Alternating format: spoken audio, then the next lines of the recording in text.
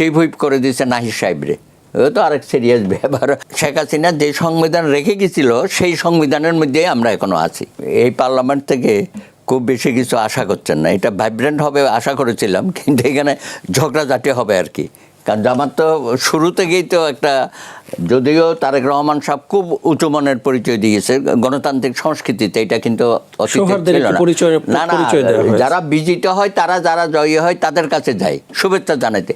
এটা অবশ্য আমরা গ্রাম অঞ্চলে দেখেছি।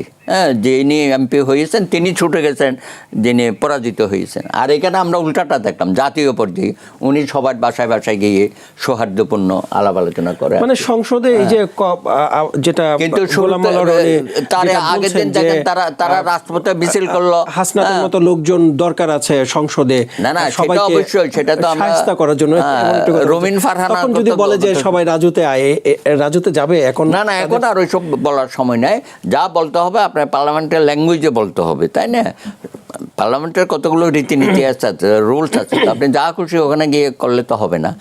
তাহলে তো তাদের ভবিষ্যৎ অন্ধকার হয়ে যাবে। ভালো পার্লামেন্টে কিন্তু উনিও ছিল, সুরঞ্জিত বাবু ছিল, অ্যান্ড সো অন, অনেকেই ভালো ভালো পার্লামেন্টে বাংলাদেশে আমরা দেখেছি।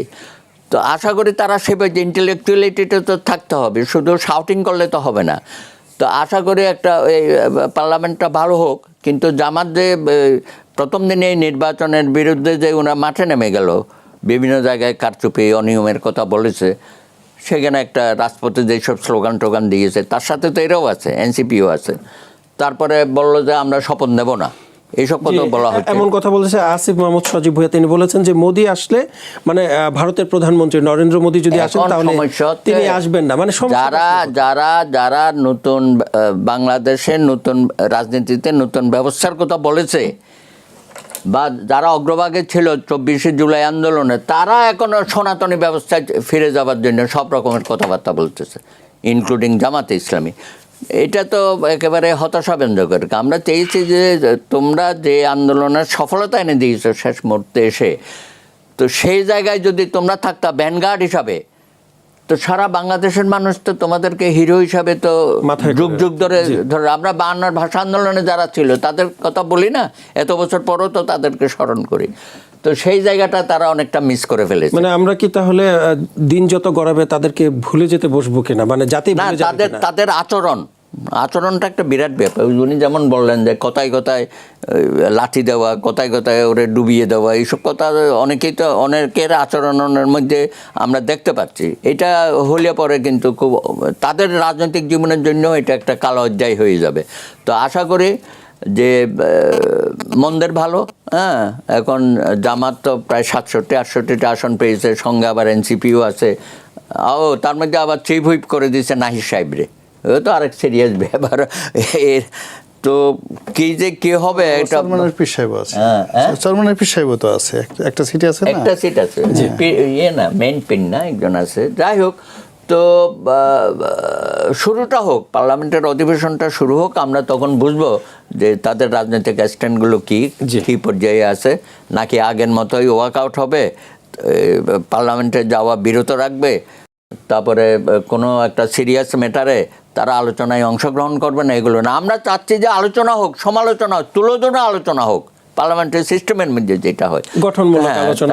তাহলে জাতি আগামী দিনে যে আমরা একটা উজ্জ্বল ভবিষ্যতের কথা চিন্তা করছি পার্লামেন্টের ডেমোক্রেসিতে, সেটা বাস্তবায়িত হওয়ার কিন্তু এটাই সময়। শেখ হাসিনা যে সংবিধান রেখে গেছিল সেই সংবিধানের মধ্যেই আমরা এখনো আছি, এটা একটা। তারপরে আপনার যে এটা জারি করেছে সংবিধান অর্ডিন্যান্স না, কনস্টিটিউশনাল দিয়ে যে উনি এইসব কর্মকাণ্ড করলো, সেটা নিয়ে অনেক দ্বিমত আছে। এই ধরনের কনস্টিটিউশনাল অর্ডার দেওয়া যায় কি না, এগুলো ভবিষ্যতে যখন কোর্টে চ্যালেঞ্জ হবে হয়তো আমরা দেখব। তার মধ্যে হা না ভোটটা যেভাবে হয়েছে, নোট অফ ডিসেন্ট যেগুলো ছিল সেগুলোর কোনো আলাদাভাবে কোনো অস্তিত্ব খুঁজে পাওয়া গেল। আমাদের তো অনেক নোট অফ ডিসেন্ট ছিল, তার মধ্যে 4টে দফা দিয়ে উনি করে ফেললেন। তো এখন যেহেতু সবাই চাচ্ছিল নির্বাচনটা হওয়া দরকার, এগুলো নিয়ে যেন কোনো বিতর্ক না হয়। অনেকেই সন্দেহপ্রবণ ছিল, আমরাও বলেছিলাম যে হবে কিনা, গত বছর 18 ডিসেম্বরের মধ্যে নির্বাচনটা হয়ে যাক। সেনাপ্রধানও তো এরকম একটা কথা বলেছিল। যাই হোক, লন্ডনের বৈঠকের পরে আমরা আশ্বস্ত হলাম যে এই নির্বাচনটা হচ্ছে ফেব্রুয়ারি মাসে।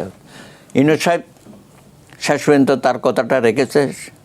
টোটাল সরকার এবং নির্বাচন কমিশনও যথেষ্ট ভালো নির্বাচন একটা করেছে, স্বস্তিমূলক নির্বাচন।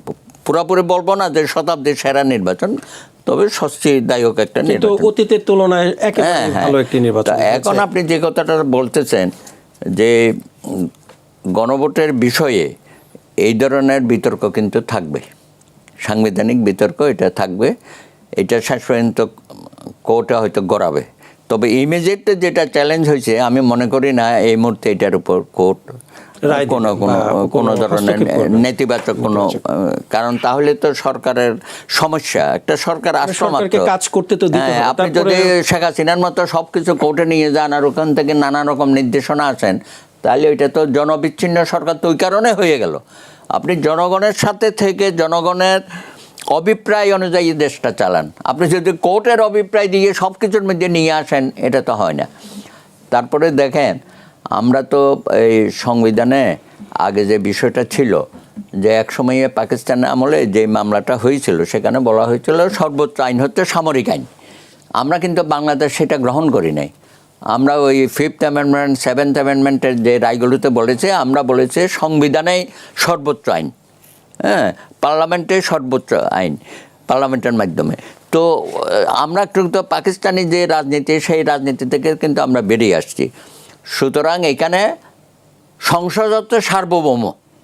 আপনি সংসদকে কোনোভাবে তার ক্ষমতাকে সীমিত করতে পারবেন না। আমরা বলি না যে মেয়েকে ছেলে ছাড়া, ছেলেকে মেয়ে ছাড়া এই পার্লামেন্ট সব কিছু করতে পারবে। তো আমার মনে হয় এই মুহূর্তে বিএনপি যে স্ট্যান্ডার্ড, তারা তো বলে নাই যে আমরা হ্যাঁ না ভোট গণভোট এটাকে উড়িয়ে দেবো, সেটা বলে না। বলতে যে আমরা সংবিধানের মধ্যে আগে নিয়ে আসি বিষয়গুলো, যেগুলো অপূর্ণতা আছে, তারপরে আমরা এইসব বিষয়ে যাব। এবং জুলাই সনদের ব্যাপারেও আমরা আন্তরিক, আমরা অবশ্যই কালকেও বলেছে অক্ষরে আমরা পালন করবো। সুতরাং এই ব্যাপারে সন্দেহ প্রবণ হয়ে আর লাভ নাই।